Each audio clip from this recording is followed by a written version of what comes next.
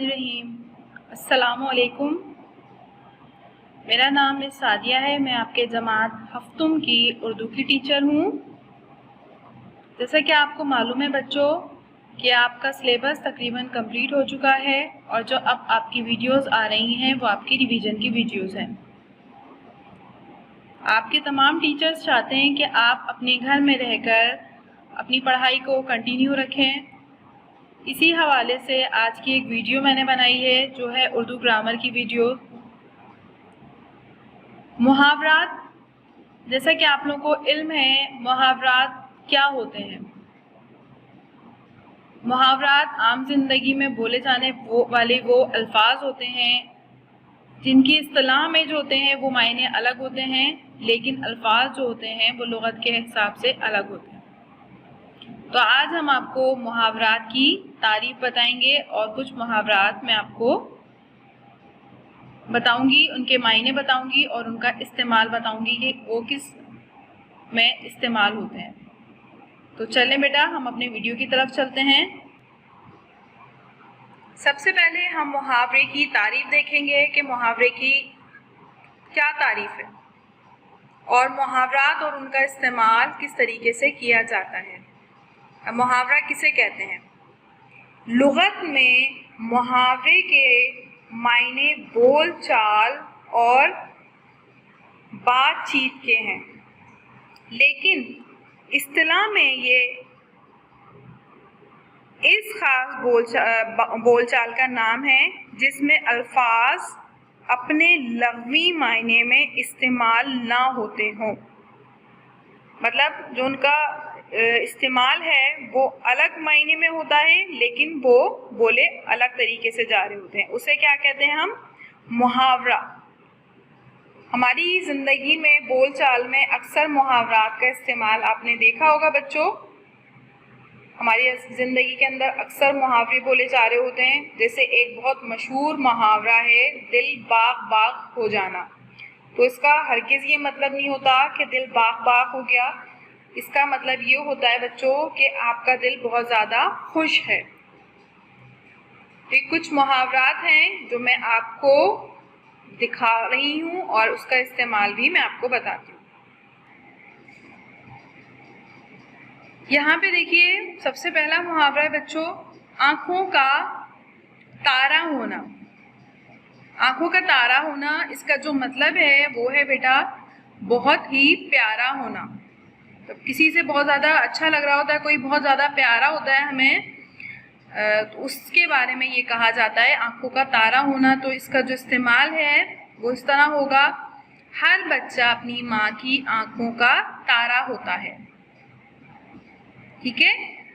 उसके बाद हमारा अगला मुहावरा है बच्चों, 8 आंसू रोना। इसका ये मतलब नहीं होता कि आप काउंटिंग करेंगे कि 1 आंसू या 2 आंसू। इसका मतलब होता है बहुत ज़्यादा रोना, जार जार रोना। तो इसका जो इस्तेमाल है वो है, भाई की अचानक मौत पर वो 8 आंसू रोई। ठीक है, ये इसका इस्तेमाल होगा। अगला जो हमारा मुहावरा है बच्चों वो है, अपने पाँव पर कुल्हाड़ी मारना। ठीक है। अब इसका जो मतलब है, इसका ये मतलब हरगिज़ नहीं है कि आप अपने पाँव पर कुल्हाड़ी मार दिया आपने, क्योंकि अपने पाँव पर कोई कुल्हाड़ी नहीं मारता। ये एक मुहावरतन इस्तेमाल हुआ है यहाँ पर। तो इसका जो असल मायने है वो है अपना नुकसान आप करना। मतलब खुद से जानबूझकर, जानते बूझते भी अपना जो नुकसान कर लेते हैं, उसका मतलब होता है अपने उसे कहा जाता है मुहावरे में अपने पाँव पर कुल्हाड़ी मारना। उसके बाद उसका जो इस्तेमाल है बच्चों वो है, रफ़ीक ने वालिदैन से ताल्लुक़ तोड़कर खुद अपने पाँव पर कुल्हाड़ी मारी। ठीक है। इसका ये मुहावरा इस्तेमाल भी हो सकता है या ये भी हो सकता है कि तालिबे इल्म ने इम्तिहानात करीब होने के बावजूद भी पढ़ाई पर तवज्जो ना देकर अपने पाँवों पर खुद कुल्हाड़ी मार ली। ये भी इसका इस्तेमाल हो सकता है।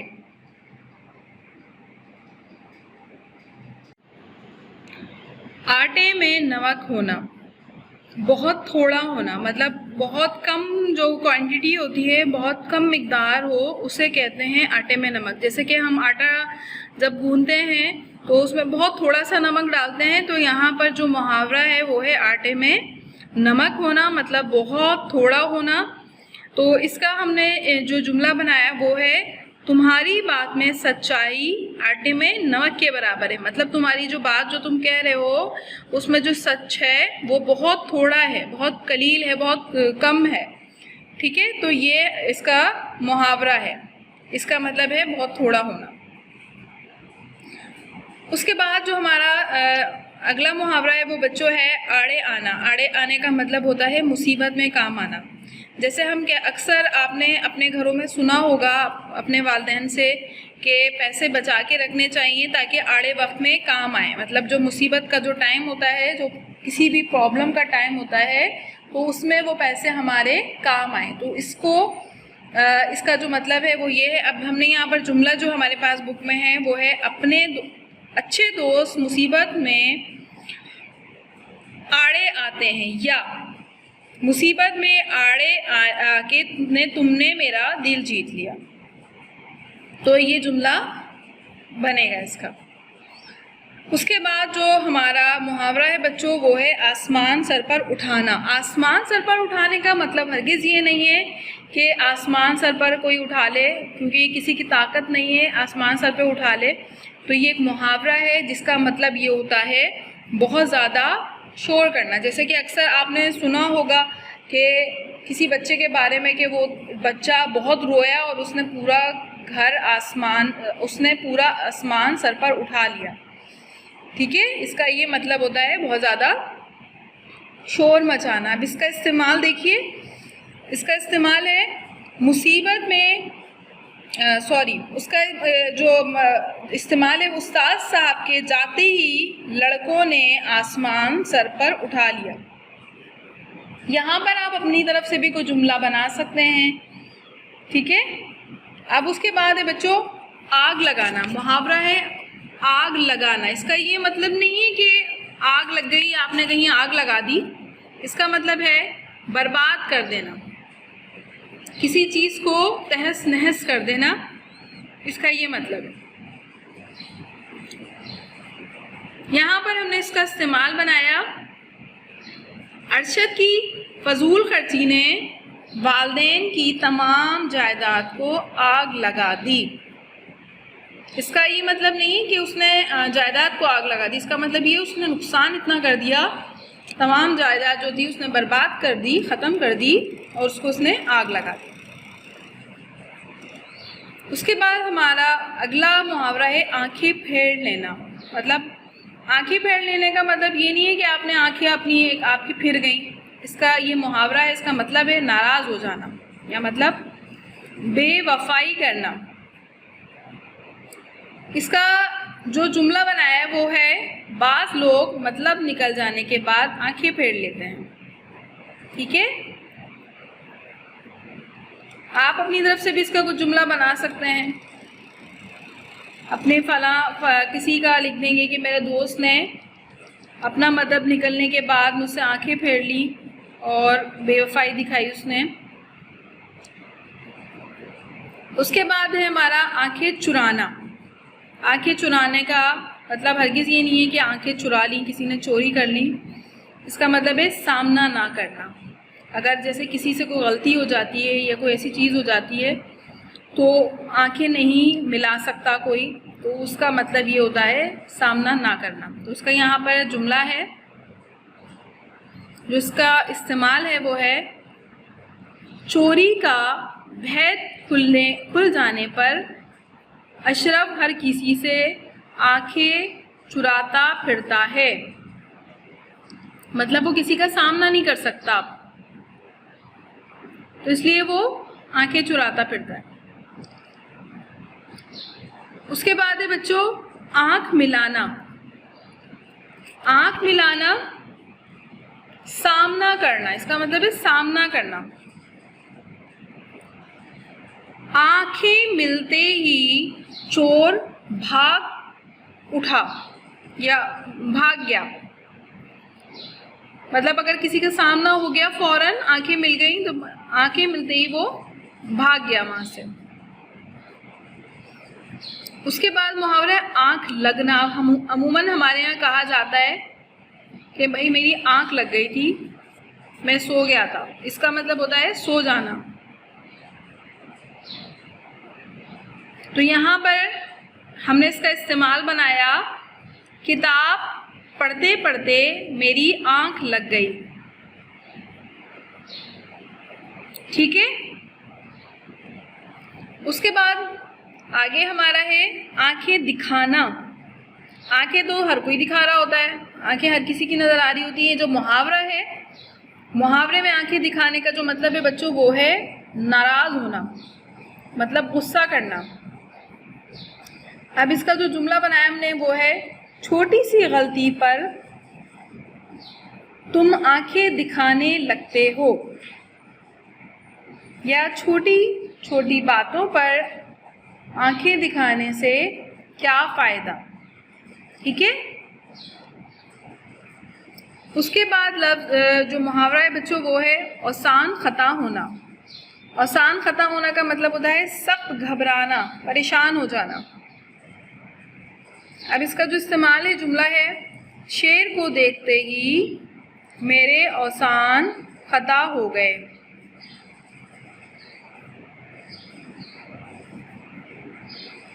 उसके बाद लफ्ज है ईंट से ईंट बजाना। ईंट से ईंट बजाने का जो मतलब है तबाहो बर्बाद करना। तबाहो बर्बाद करने इसका जो हम लफ्ज बनाएंगे, इसका जो जुमला बनाएंगे वो है मैं तुम्हारे खानदान की ईंट से ईंट बजा दूंगा।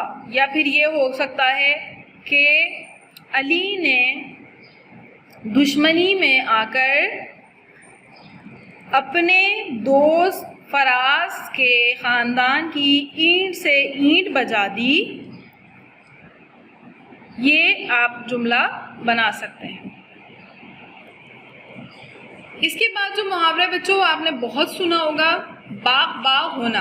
बाग बाग होना का मतलब होता है बहुत ज़्यादा खुश होना। इसका जो जुमला बनाएंगे वो है इम्तिहान में कामयाबी की खबर सुनकर असलम बाग बाग हो गया, मतलब बहुत ज़्यादा खुश हो गया। इसके बाद जो हमारा जुमला है बच्चों ये भी आपने बहुत सुना होगा, अक्सर घरों में ये इस्तेमाल होता है मुहावरा।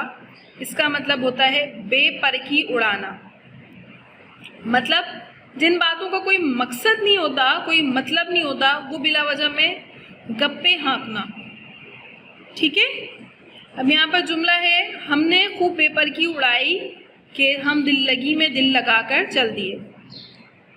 या आप ऐसा जुमला भी बना सकते हैं कि सारा हमेशा जमात में बेपरखी उड़ाती है, मतलब बेवजह गप्पे मारती है, बेवजह लंबी लंबी, जिसे हम कहते हैं कि लंबी लंबी बातें करते हैं, उनको कहते हैं बेपरखी उड़ाना, जिनका कोई सर और पैर नहीं होता। उसके बाद है बच्चों बर आना। बर का मतलब होता है मुराद हासिल होना, कोई ऐसी चीज़ जो मिल जाए उसे कहते हैं बर आना। अब यहाँ पर आप ये जुमला भी बना सकते हैं कि अल्लाह तुम्हारी तमाम जायज़ चीज़ें ख्वाहिशात हैं उन्हें बढ़ लाए। आप ये जुमला भी बना सकते हैं। लेकिन यहाँ पर बुक में लिखा है कोई उम्मीद पर नहीं आती, मतलब कोई उम्मीद हासिल नहीं होती, कोई सूरत नज़र नहीं आती। ये जुमला आपकी किताब में बना हुआ है। उसके बाद है बच्चों बगलें झांकना। बगलें झांकने का मतलब होता है लाजवाब होना, मतलब कोई ऐसी चीज़ जिसका कोई जवाब ही नहीं होता उसे कहते हैं हम लाजवाब होना। यहाँ पर जुमला बनाया है जब रशीद से मेरी बात का जवाब ना बन पड़ा तो बगलें झांकने लगा। ठीक है, ये जुमला बनाया। उसके बाद है बलाएं लेना। बलाएं लेना मतलब सदके कुर्बान जाना। आपने अक्सर देखा होगा अमूमन घरों के अंदर माएँ अपने बच्चों की कानों पे हाथ लगा लगा के इस तरह अपनी बलाएं लेती हैं। तो मतलब ये कि मोहब्बत में उसे कहते हैं किसी पर कुर्बान हो जाना। तो यहाँ पर जो जुमला बना है वो है माएँ अपने बच्चों की बलाएं लेती हैं। उसके बाद जो लफ्ज़ है बच्चों वो है बात बढ़ाना। बात बढ़ाने का मतलब होता है झगड़ा फैलाना। मतलब कोई भी ऐसी चीज़ हो जाए, कोई लड़ाई हो जाए, उसको फैलाने को कहते हैं झगड़ा फैल जाना। अब यहाँ पर इसका जो बनाया है जुमला वो है बात बढ़ाकर तुम्हें क्या फ़ायदा हुआ। उसके बाद जो लफ्ज़ है बच्चों वो है बाँछें खिलना। बाँछें कहते हैं अमूमन हम बहुत ज़्यादा जो खुश होते हैं उसे कहते हैं बाँछें खिलना। जैसे हम अक्सर कहते हैं क्या बात है भाई आज तुम बड़ा खुश हो, तुम्हारी क्यों बाँछें खिल रही हैं। तो इसका मतलब होता है बहुत ज़्यादा खुश होना।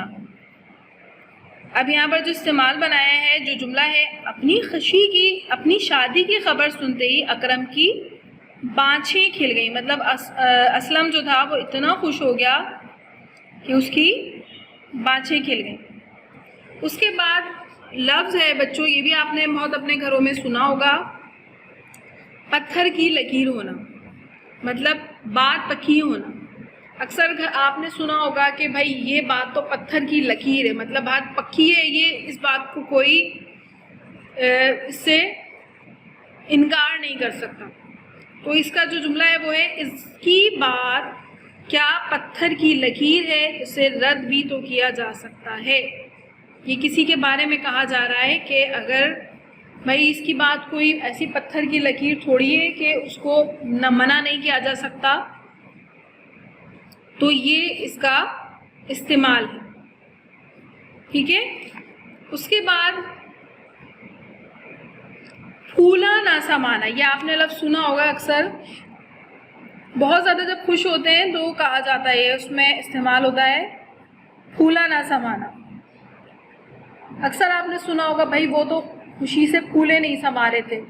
तो यहाँ पर इसका इस्तेमाल बनाया है नया सूट पहनकर असलम फूले नहीं समा रहा। उसके बाद है पाँचों घी में होना। अक्सर आपने सुना होगा किसी के बारे में कि भाई उनकी उंगलियां तो पाँचों घी में है। इसका ये मतलब नहीं है कि वो उंगलियां उनकी पाँचों घी में है। इसका मतलब ये है कि वो तो बहुत ज़्यादा खुश है, बहुत मज़े में है,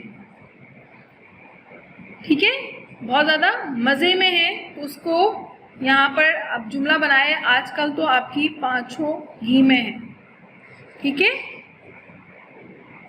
उसके बाद है 3-5 करना। ये भी एक मुहावरा, बड़ा मशहूर मुहावरा है बच्चों। इसका मतलब है टाल मटोल करना। मतलब अगर आपसे कोई किसी से ऐसा सवाल पूछेंगे जिसका उसको जवाब नहीं बनेगा तो वो क्या करेगा, 3-5 करेगा, वो बात को घुमाने की कोशिश करेगा। तो उसका मतलब होता है टाल मटोल करना। इसका अल्फाज जो जुमला बनाया वो है आखिर कब तक तुम 3-5 करते रहोगे, ठीक है। उसके बाद है टसवे बहाना। टसवे बहाने कहते हैं झूठ मूठ का रोना। जो झूठ मूठ का रो रहा होता है उसको कहते हैं टसवे बहाना।